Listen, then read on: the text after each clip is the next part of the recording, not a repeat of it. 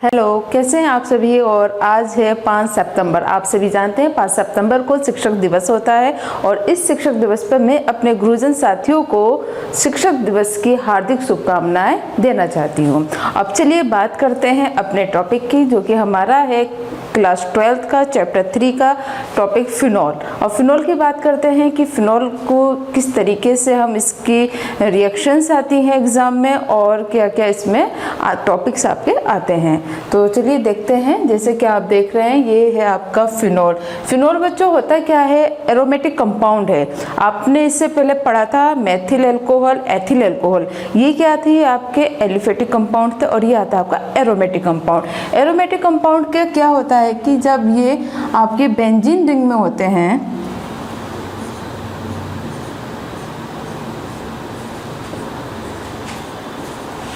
जैसे कि ये है आपका, तो ये क्या है? आपका एक बेंजीन रिंग में है। तो यहाँ पर जैसे आप देखेंगे, ये हाइड्रोजन हाइड्रोजन हाइड्रोजन और इस प्रकार से ये जुड़ा हुआ है। ठीक, तो इसे हम कहते हैं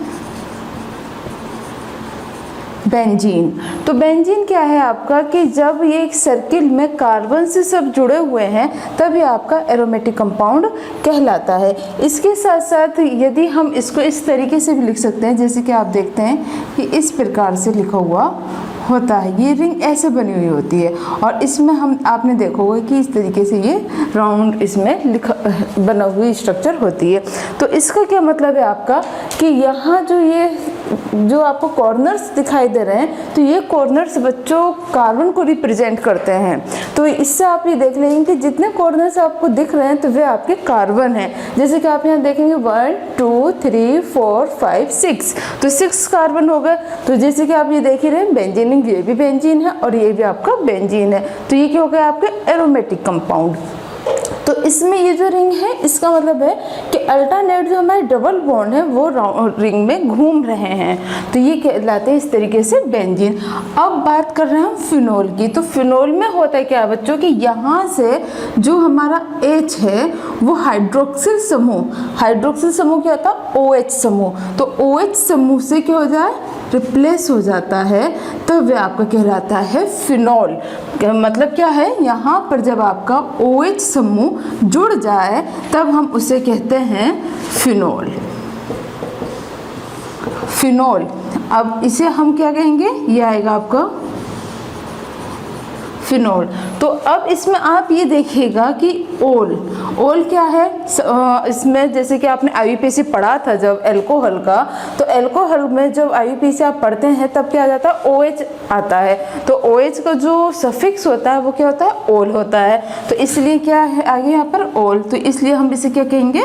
फिनॉल। तो इस तरीके से ये इसकी स्ट्रक्चर आ जाती है फिनॉल की। तो बच्चों, ये आपका एरोमेटिक कंपाउंड है। सबसे पहले आपको यही समझ आनी चाहिए कि इसकी स्ट्रक्चर होती कैसे है। अब चलिए बात करते हैं इसके बनाने की विधि की कि किस तरीके से इसको बनाया जाता है। तो बच्चों अब देखिएगा, इसमें ये मैंने टॉपिक लिया है इसका फिनॉल, आपको पता ही चल रहा है। तो इसकी प्रयोगशाला विधि किस तरीके से बनाया जाता है। अब आप ये सोच रहे होंगे कि यहाँ पर तो ये C6H5OH लिखा हुआ है। तो बच्चों होता क्या है? ये ही फॉर्मूला आपका फिनॉल का है। जैसे कि आपको ये स्ट्रक्चर हमने बताई थी ये इस प्रकार से। तो इसमें क्या है? 6 है, तो 1 2 3 4 5 6 C6 हो गया और उसकी बैलेंसी के आधार पर आपका H5 हो जाएगा और एक हाइड्रोजन को रिप्लेस करके आपका OH आया था, जिसे हम कहते हैं फिनॉल। अब इसको प्रयोगशाला में कैसे बनाया जाता है, तो ये इंपॉर्टेंट है, ये आपका एग्जाम में आता है कि फिनॉल को बनाने की विधि लिखिए। तो इसमें क्या है? Benzene diazonium chloride.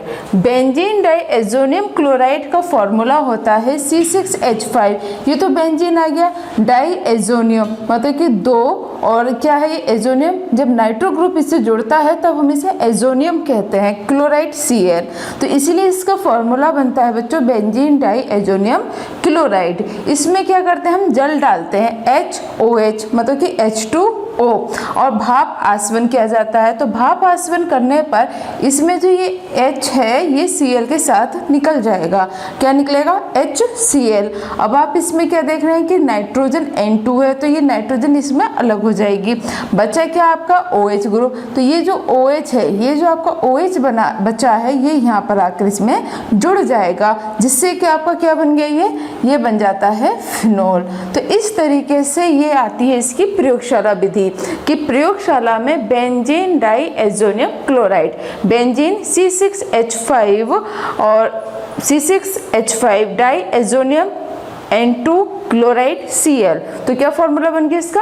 C6H5 N2 Cl। Benzene diazonium chloride की H2O के साथ भाप आसवन कराने पर आपका फिनोल बन जाता है, जिसमें कि आपका HCl निकल जाएगा और नाइट्रोजन इसमें से निकल जाएगी। ये इसकी होती प्रयोगशाला विधि। अगर एग्जाम में आती है आप आसानी से लिख देंगे। अब बात करते हैं इसकी औद्योगिक विधि, मतलब कि इसकी औद्योगिक विधि हम किस तरीके से बनाते हैं। ये जो रिएक्शन है बच्चों, ये पूछी जाती क्या होता है, जबकि ये कैसे प्राप्त करेंगे में बहुत ज़्यादा पूछी जाती है। उसमें ये आता है कि सोडियम बेंजीन सल्फोनेट से फिनोल बनाइए। अब कैसे बनाएंगे ये आप समझ लीजिए। तो सोडियम बेंजीन सल्फोनेट, तो इसमें क्या हो गया, बेंजीन आ रहा है, तो आप समझ जाएंगे कि C6H5 के साथ SO3Na जुड़ा हुआ है, तब इसका नाम बनता है सोडियम बेंजीन सल्फोनेट। इसमें हमने क्या डाला, 2NaOH, मतलब कि सोडियम हाइड्रोक्साइड। जब सोडियम हाइड्रोक्साइड इसमें डालते हैं तब आपका इसमें से क्या है कि ये जो 2 OH हैं, मतलब हम ये कह सकते हैं कि यहाँ पर 2 ऑक्सीजन 2 हाइड्रोजन है। इस तरीके से आप देखिएगा कि एक NaOH और NaOH ये 2 हैं, तो इसमें से आपको ये H2O इस तरीके से निकल गया। आपके पास क्या बचा, 2Na बचा और एक ऑक्सीजन बची। तो ये ऑक्सीजन कहाँ जुड़ गई है आपकी, इसके साथ, O के साथ। तो इसमें से आपका क्या बचेगा, C6H5ONa ये रह गया, और Na2, क्योंकि ये दोनों है तो इसमें क्या रहा आपका Na2SO3 सोडियम सल्फाइड इसमें से निकल जाएगा, प्लस H2 आपका निकल जाएगा, जैसे कि आपको ये बताया है। तो ये होता है आपका सोडियम सल्फाइड। सल्फाइड है, SO4 होता तभी सल्फेट हो जाता, ठीक। और ये आपका बन जाता है सोडियम फिनोक्साइड। तो फिनोक्साइड क्या है, सोडियम के साथ, तो इसलिए इसका फॉर्मूला आ गया। अब इसको रिपीट हम दोबारा से ले लेंगे, सोडियम फिनोक्साइड। सोडियम फिनोक्साइड में हम क्या करते हैं, H2SO4 डालते हैं, जिसका नाम आप जानते हैं क्या होता है, सल्फ्यूरिक अम्ल। जब हम इसे डालेंगे तब इसमें से आपका ये जो सोडियम है, ये Na और ये जो SO4 है सल्फेट, ये दोनों आपस में क्रिया कर जाएंगे, जिससे कि Na2SO4 निकल जाएगा। Na2 क्योंकि आप ये देख रहे हैं आगे हमने इसके 2 लिखा है, मतलब कि इसके डबल मोल हमने ये ले रखे हैं, तो इसलिए इससे निकल जाएगा Na2SO4। अब सोडियम के पास हमारा क्या आ जाएगा, यहाँ ये H2 आ जाएगा, जिससे कि क्या बन जाएगा, ये फिनोल बन जाएगा। तो इस तरीके से ये अभिक्रिया हो जाती है। ये बच्चों 2 स्टेप अभिक्रिया है, 2 स्टेप में अभिक्रिया पूरी होती है, तो इसलिए आप इसे तैयार कर लेंगे, क्योंकि ये क्या होता है, जबकि कैसे प्राप्त करेंगे बहुत ज़्यादा पूछा जाता है। तो देखिएगा इसे कि सोडियम बेंजीन सल्फोनेट C6H5SO3Na, हमने क्या करा, NaOH सोडियम हाइड्रोक्साइड डाला, जिससे कि आपका सोडियम सल्फेट प्लस H2O निकल गया, और इसके साथ आपका सोडियम फिनोक्साइड इससे आपका बन गया। अब सोडियम फिनोक्साइड में क्या करते हैं, हम H2SO4 डाल देते हैं, इसके हम 2 मोल लेते हैं, जिसमें कि आपका सोडियम SO4 के साथ क्रिया करता है और सोडियम सल्फेट इसमें से निकल जाता है, और आपका क्या रह जाएगा, इसमें फिनोल रह जाता है। जो हाइड्रोजन है वो सोडियम की जगह जाके जुड़ जाएगा और इससे आपका ये फिनोल बन जाता है। तो इस तरीके से ये आपकी 2 रिएक्शंस आती हैं, जिससे कि आपके कई क्वेश्चन ये बन जाते हैं। वैसे भी सीधा सीधा क्वेश्चन आपका प्रयोगशाला विधि आ गई और औद्योगिक विधि आ गई। अब चलिए बात करते हैं इसकी अगली रिएक्शन की, किस तरीके से इसकी अगली रिएक्शन होती है। तो बच्चों ये आप देख ही रहे हैं, ये अगली रिएक्शन आपकी आती है टॉलिन से फिनोल किस तरीके से हम प्राप्त करते हैं। ये भी काफ़ी पूछा जाता है। एक्चुअल में है क्या, इस चैप्टर्स के जो क्वेश्चंस आपके आते हैं 2-2 नंबर के, ये 1-1 नंबर का आता है, तो इसलिए इसके आप रिएक्शंस में ही क्वेश्चंस याद करेंगे। तो क्या है, टॉलिन से फिनोल किस प्रकार से हम प्राप्त करते हैं। तो आप देख रहे हैं टाउलिन का जो फॉर्मूला होता है वह होता है C6H5CH3। इसमें क्या करते हैं, हम ऑक्सीजन डालते हैं O2 जिसे हम वायु कहते हैं, इसकी अभिक्रिया कराते हैं in the presence of MnCl2 plus CuCl2 की उपस्थिति में। तो जब इसके साथ ये अभिक्रिया होती है तब यहाँ जो ये आप देख रहे हैं कि 2O2 मतलब एक प्रकार से हम कहें तो ये आ जाता है 4O। तो यहाँ हमारे क्या है, टॉलिन के साथ CH3 है, तो CH3 में से क्या हुआ, हमारे 2 हाइड्रोजन 2 ऑक्सीजन लेकर निकल गए। तो आपका क्या निकल गया यहाँ पर, यहाँ निकल गया H2O। ठीक, इस प्रकार से। और साथ के साथ में इसमें से आप क्या देखेंगे कि यहाँ आपका क्या है, कार्बन है। तो वो कार्बन क्या करेगा आप यहाँ कि यहाँ एक कार्बन और ये जो 4 ऑक्सीजन थे, 4 ऑक्सीजन में से 2 ऑक्सीजन लेके निकल जाएंगे, जिससे कि आपका क्या निकल गया, CO2। तो ये आप ये देखिएगा कि 4 ऑक्सीजन में से 1 ऑक्सीजन 2 हाइड्रोजन के साथ निकल गया और 2 ऑक्सीजन कार्बन के साथ निकल गई। तो यहाँ आपका क्या बचा, केवल 1 हाइड्रोजन बचा और 1 ऑक्सीजन बचा, जो कि क्या रिएक्ट करेगा इसमें, ये बनाएगा C6H5OH। तो इस तरीके से क्या बन जाएगा यहाँ पर, फिनोल।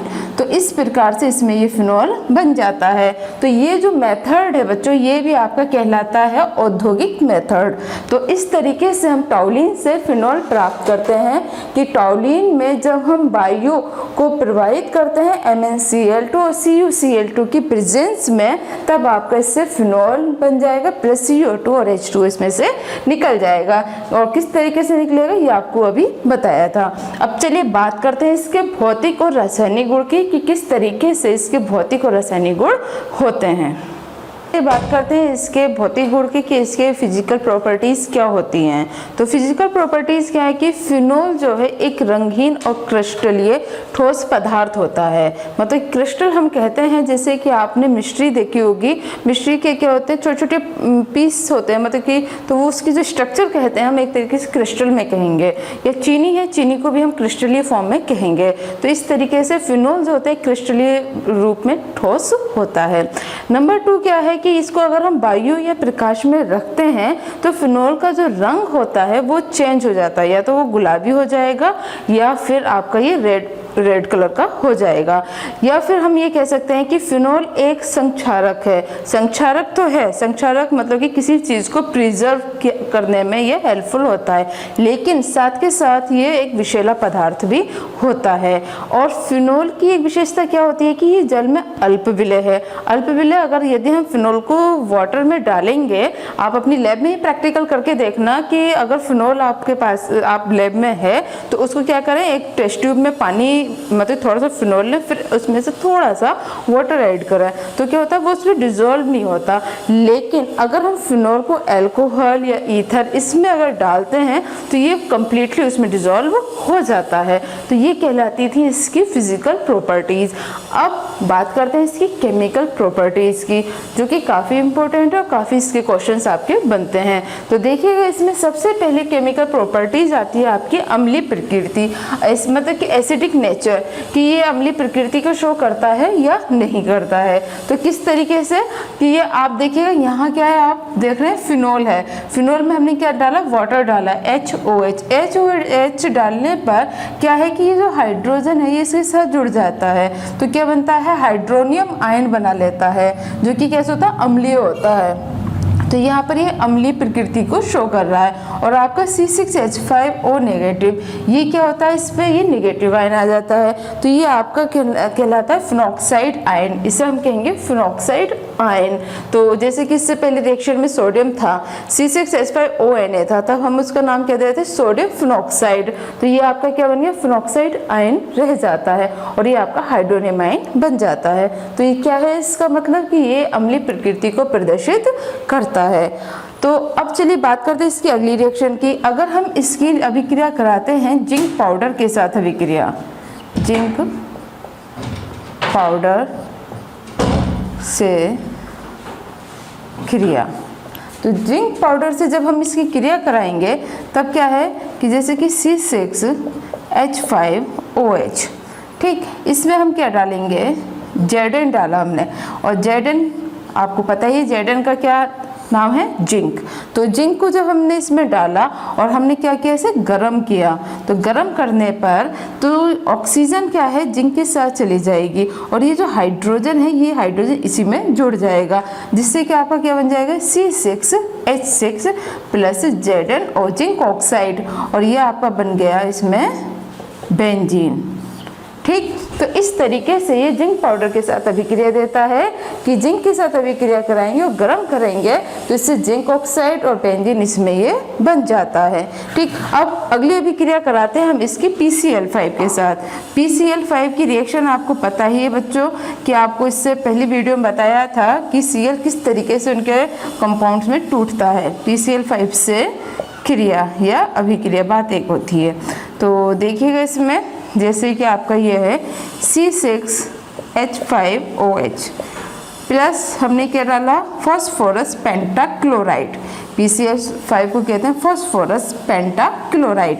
इसके साथ अभिक्रिया कराएंगे तब आपका क्या होता है, ये इस तरीके से, ठीक, कि आपका एक Cl तो इसमें आ गया और P और Cl3 इसमें आ गया और आपका एक Cl ये आ गया, हो गई रिएक्शन।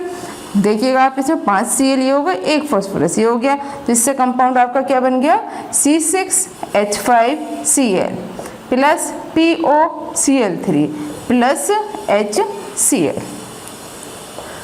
तो इस तरीके से ये इसका कंपाउंड बन जाता है। अब यहाँ ये जो है इसका नाम क्या होगा, क्योंकि C6H5Cl है तो Cl यहाँ जुड़ा हुआ है, तो इसका नाम हम क्या देंगे, इसे कहते हैं हम क्लोरो बेंजीन। ये कहलाता है आपका क्लोरोबेंजीन। तो इसके साथ ये अभिक्रिया हो जाती है। बाकी आपको इसका नाम पता ही है, फॉस्फोरिल क्लोराइड ये कहलाता है। तो ये थी अभिक्रिया इसकी। अब चलिए बात करते हैं इसकी अगली रिएक्शन की, जो कि होती है अमोनिया से अभिक्रिया। तो देखिएगा इसकी next reaction,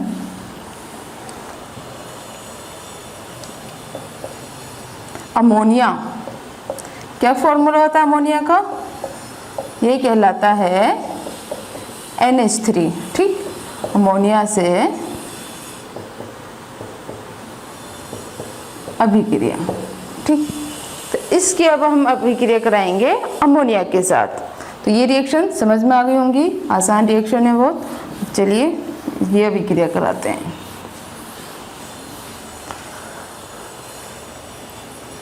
C6H5OH plus HNH2, हमने इस तरीके से अमोनिया को लिख लिया। लिखने के तरीके से आप समझ गए होंगे कि इसमें क्यों लिखा है। ये अभिक्रिया होती है ZnCl2 और 300 डिग्री सेंटीग्रेड पर अभिक्रिया होती है। तो इसमें क्या है कि जब हम इस प्रकार से लिखते हैं तो आप समझ जाएंगे कि यहाँ ये हाइड्रोजन है और यहाँ ये OH है। तो ये क्या करेगा, इस हाइड्रोजन और OH के साथ क्रिया कर जाएगा और क्या निकल जाएगा यहाँ पर, H2O, और OH की जगह क्या जुड़ जाएगा, NH2, C6H5NH2। तो इस तरीके से ये क्या बन गया आपका, ये बन जाता है एनिलीन। यह आपका बन गया कंपाउंड एनिलीन। तो इसमें क्या हुआ, ये फिनोल से हमने क्या प्राप्त किया, एनिलीन को प्राप्त किया। तो क्वेश्चन ये बनता है कि फिनोल से एनिलीन कैसे प्राप्त करेंगे, या क्या होता है जब फिनोल की अभिक्रिया अमोनिया से कराई जाती है। तो कुछ बच्चे कंफ्यूज हो जाते हैं कि जो फिनोल है हमारा एरोमेटिक कंपाउंड है और अमोनिया से कैसे अभिक्रिया होगी इसमें। तो कंफ्यूज होने की ज़रूरत नहीं है, क्योंकि ये जो अमोनिया है ये रिएक्ट करता है आपके OH पर। अगर हम इसको रिंग स्ट्रक्चर में देखें तो ये इस तरीके से देखिएगा, इसको हम रिंग स्ट्रक्चर में दिखाएं तो ये आ गया आपका फिनोल प्लस HNH2। ठीक, ये आ गया आपका ZnCl2 300 डिग्री सेंटीग्रेड। अब इसके साथ जब अभिक्रिया हो रही है ये, तो ये जो OH है, जो इसमें फंक्शनल ग्रुप है OH, तो ये क्या हुआ, हाइड्रोजन के साथ क्रिया करेगा। तो इसने क्या निकाल दिया, H2O। यहाँ जो माइनस का चिन्ह है ये रिप्रेजेंट कर रहा है कि इसमें से H2O निकला है, मतलब कि इधर ये लिखा जाएगा। और ये इसकी जगह क्या हुआ आपका, ये NH2 यहाँ पर आकर जुड़ जाएगा, इससे आपका ये कंपाउंड बन जाएगा, ये NH2, जिसे हम क्या कहते हैं, एनिलीन। तो इस प्रकार से ये आपकी एनिलीन इसमें बन जाती है। तो स्ट्रक्चर रिंग फॉर्म में अगर हम देखेंगे तब इस तरीके से रिएक्शन आ जाएगी। तो इसे आप तैयार कर लेंगे, ठीक है। अब चलिए बात करते हैं इसकी अगली रिएक्शन की।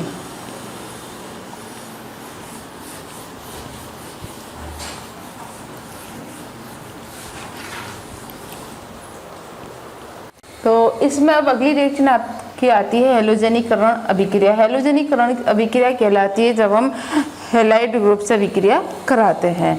तो इसमें हम कराएंगे अभिक्रिया ब्रोमीन जल से अभिक्रिया। तो ब्रोमीन जल मतलब कि हम इसमें ब्रोमीन लेंगे।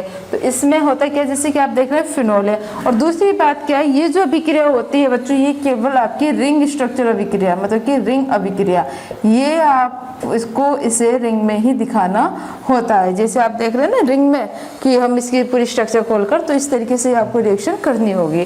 तो इसमें क्या है, हमने ये लिया है फिनोल। तो फिनोल में हमने 3Br2 मतलब कि 3 ब्रोमीन के इसमें मोल डाल दिए। तो इसमें ये इसके साथ रिएक्शन करेगा।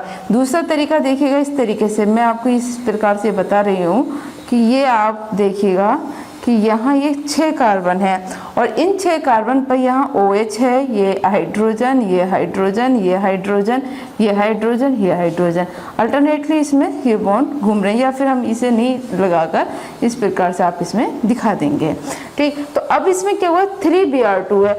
तो Br2 क्या होता है कि इसके ऑर्था, पैरा और मेटा 3 पोजीशन पे जाके अटैक करेगा। तो यहाँ ये हाइड्रोजन और आपका ये इस पोजीशन का हाइड्रोजन, तो ये अल्टरनेट जाकर ही इस पे जाके जुड़ जाएगा। हाइड्रोजन की जगह आपका क्या हो गया, Br आकर यहाँ पर ये जुड़ गया, ठीक।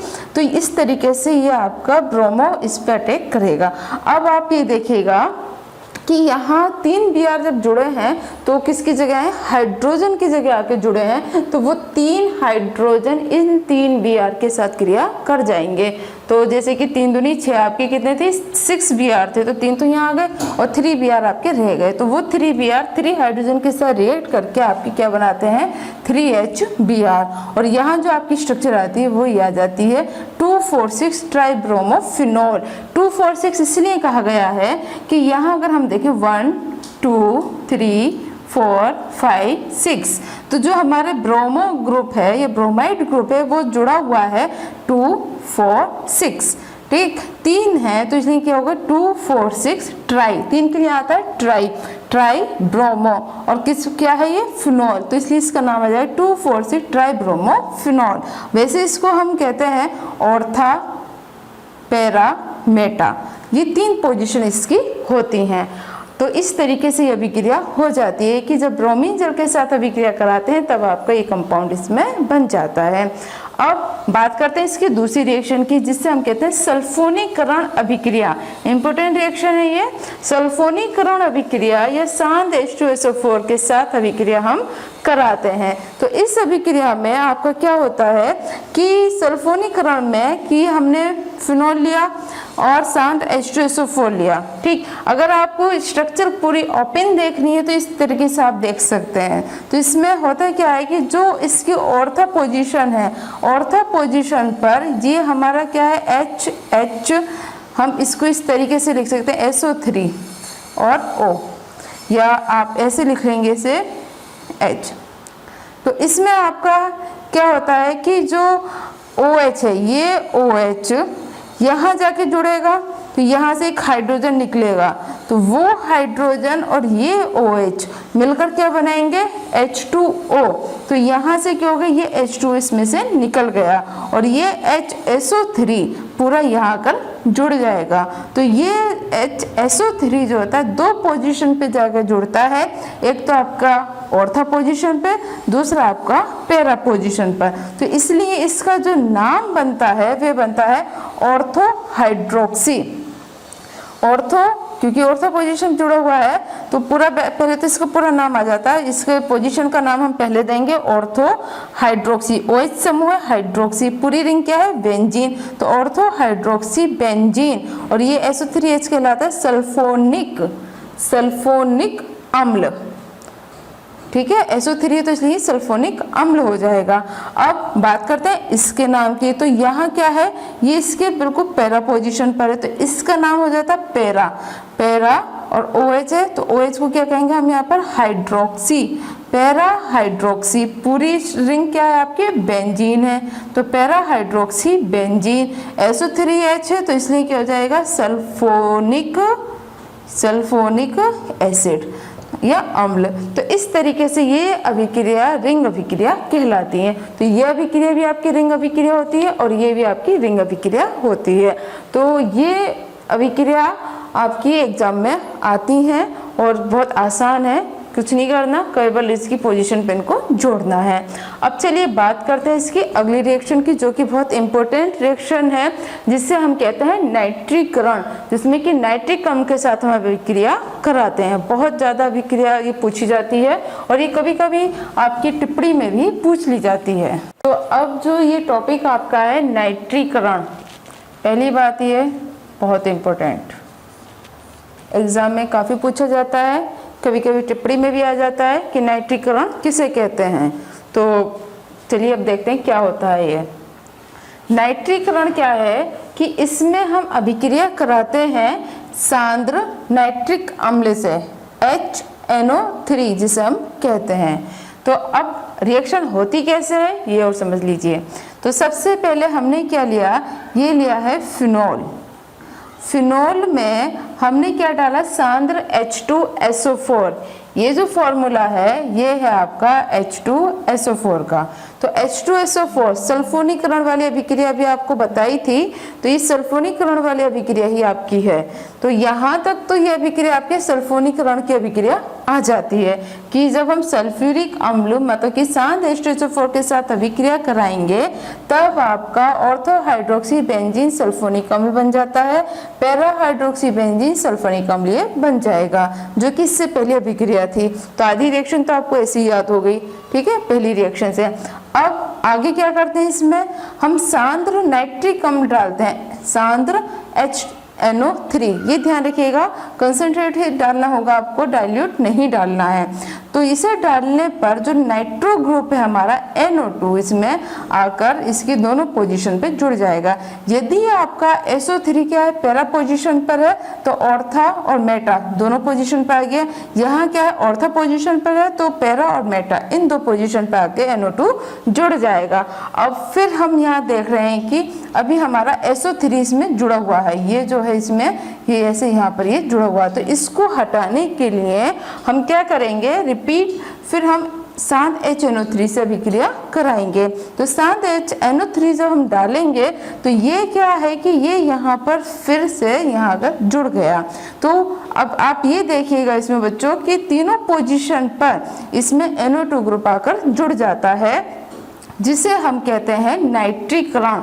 नाइट्रीकरण का मतलब है कि फिनोल के साथ उसकी जो तीनों पोजीशन 2, 4, 6 ऑर्था पैरा मेटा इन तीनों पोजीशन पर NO2 ग्रुप जुड़ जाए तो वह आपका कहलाता है नाइट्रीकरण या फिर सांद्र HNO3 के साथ अभिक्रिया। तो अब इसका नाम क्या है, इसका नाम होता है 2, 4, 6 वो सॉरी ये आ जाएगा आपको, देखिए 1, 2, 3, 4, 5, 6, ठीक है। तो इस तरीके से इसमें आ जाएगा 2, 4, 6 ट्राई, 3 है, इससे पहले आपको बताया 3 आते हैं, तब उसके लिए लिखते हैं ट्राई नाइट्रो, क्योंकि ये क्या आ गया आपका नाइट्रो है तो ट्राई नाइट्रो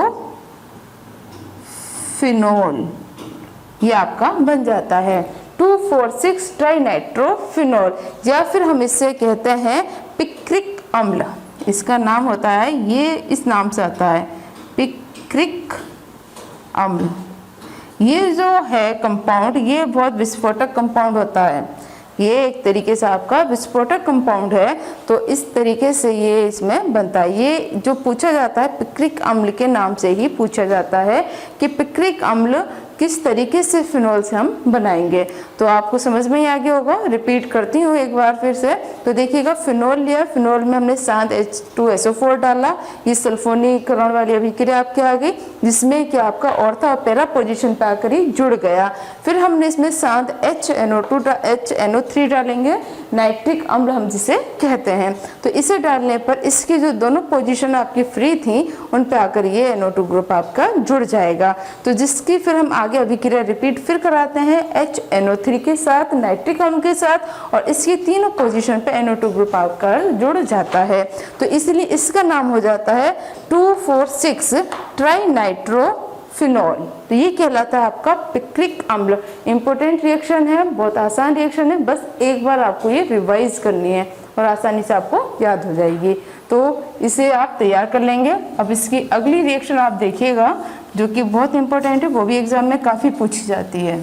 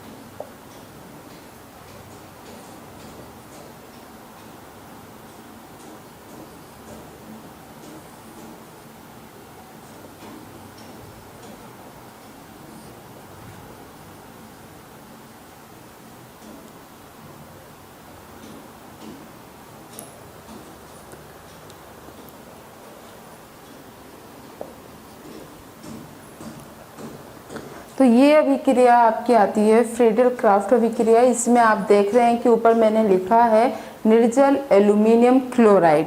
मतलब क्या है कि जो इसमें कि जल नहीं है एक तरीके से, तो एनहाइड्रस एल्यूमिनियम क्लोराइड उत्प्रेरक ये क्या काम करेगा, एज ए कैटलिस्ट का काम करेगा की उपस्थिति में मेथिल क्लोराइड से अभिक्रिया। ये अभिक्रिया जो आती है आपकी, ये अभिक्रिया इस नाम से आती है जिसे हम कहते हैं फ्रीडल क्राफ्ट अभिक्रिया, जो कि इम्पोर्टेंट अभिक्रिया है, काफ़ी पूछी जाती है आपकी। तो फ्रीडल क्राफ्ट अभिक्रिया में जब हम अभिक्रिया कराते हैं फिनोल की, तो ये आप देख रहे हैं ये फिनोल का फॉर्मूला है, ये आपका मेथिल क्लोराइड है CH3Cl, हम इसे कहते हैं मेथिल क्लोराइड। इसकी अभिक्रिया कराएंगे उत्प्रेरक एल्यूमिनियम क्लोराइड की प्रेजेंस में। जब इसकी अभिक्रिया इसके साथ होती है तब ये जो आपका CH3 है इसकी पैरा पोजीशन पर आकर जुड़ जाएगा और इससे जो कंपाउंड बनेगा वो है ये बनेगा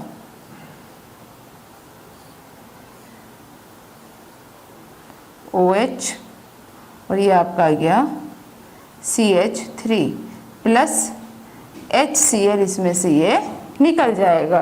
तो इस तरीके से ये आपकी कहलाती है फ्रीडल क्राफ्ट्स अभिक्रिया। तो इसके साथ अभिक्रिया कराने पर आपका एल्केन जो है, मेथिल जो है इस पर आके जुड़ जाएगा और हैलाइड ग्रुप जो Cl है आपका HCl के उसमें निकल जाएगा और इसका नाम हो जाता है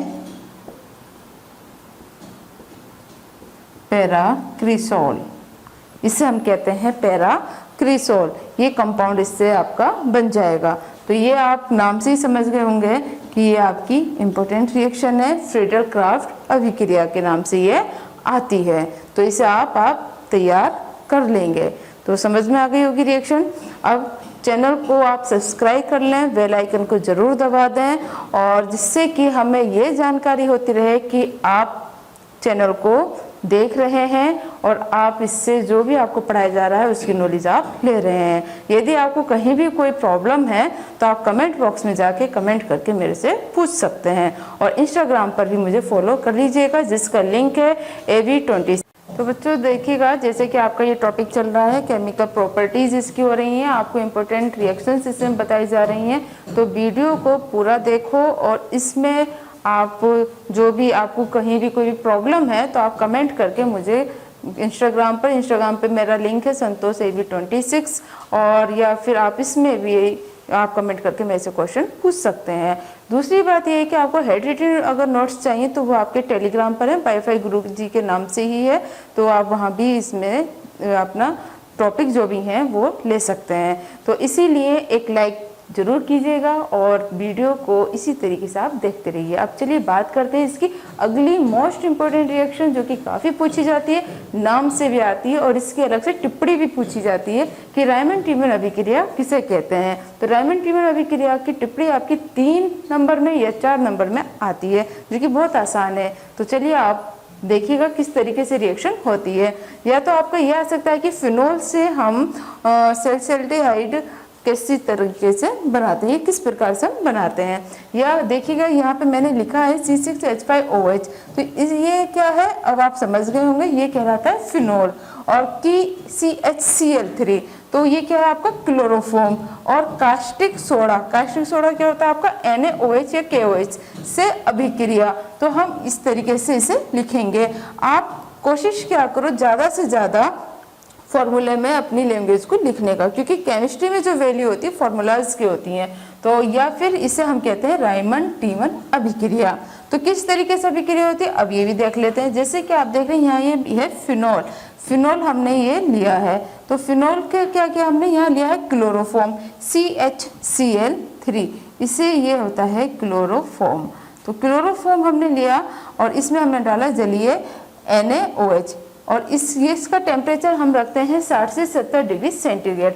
जब इसके साथ हम इसकी अभिक्रिया कराते हैं तो ये जो हाइड्रोजन है, ये हाइड्रोजन और इसके जो ये 2 OH हैं तो इसके साथ क्रिया करके क्या निकल के ये N2H2O और फिर यहाँ एक Na एक Cl के साथ क्या निकालेगा NaCl।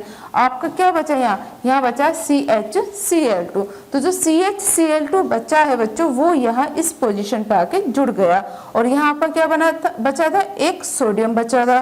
तो वह सोडियम कहाँ गया हाइड्रोजन की जगह, हाइड्रोजन क्या हुआ H2O की फॉर्म में निकल गया। ठीक, तो इस तरीके से ये कंपाउंड आपका बन गया जिसे हम कहते हैं माध्यमिक या इंटरमीडिएट कंपाउंड। तो ये बन जाता है। फिर हम क्या करते हैं इसमें कि NaOH डालेंगे। NaOH डालने पर जो हमारा सोडियम है, जो इसमें ये Na हमने डाला था, ये Na इसके साथ क्रिया कर जाएगा और इससे क्या निकाल लेगा NaCl। मतलब क्या है यहाँ से आपके ये 2NaCl आपके ये निकल जाएंगे, ये 2NaCl आपके निकल गए। फिर यहाँ से H2O निकल जाएगा, ये 2 हाइड्रोजन और 1 ऑक्सीजन, ये क्या है HOH। तो 2 हाइड्रोजन और मतलब 2 मोल है और 1 ऑक्सीजन इसमें से निकला। तो आपका यहाँ क्या बचा HO बच गया जो कि आपका इस पोजीशन पर आके जुड़ गया। तो जिससे आपका कंपाउंड क्या बना ONaCHO। फिर हम यहाँ ये देखेंगे कि आपका यहाँ पर क्या है सोडियम अभी भी है। तो सोडियम को रिप्लेस करने के लिए हम क्या कराएंगे HCl के साथ अभिक्रिया कराएंगे। HCl के साथ जब अभिक्रिया होगी तो ये जो Cl है, ये Cl Na के साथ निकल जाएगा। ये जो Cl आपका है ये इस Na के साथ क्रिया करके निकल जाएगा और ये हाइड्रोजन क्या होगा, इसके पास जाकर जुड़ जाएगा, जिससे कि आपका क्या बन जाएगा OH।